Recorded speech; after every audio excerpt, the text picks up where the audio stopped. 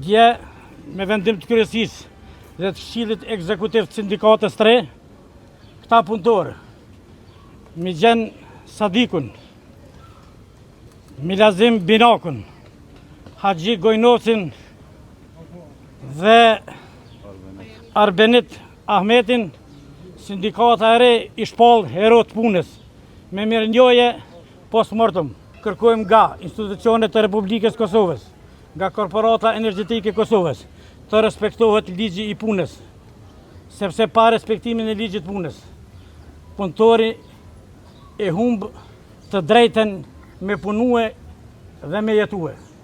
Ndoshta me një menaxhim më të mirë, me një siguri më të madhe, sot ata do të kishim në mesin tonë.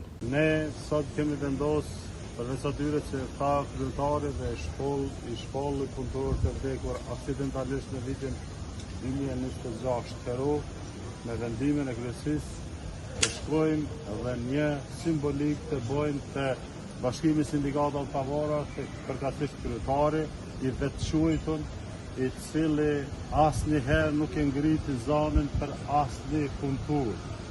Kryetari i punëtorëve nuk flet për punëtorët.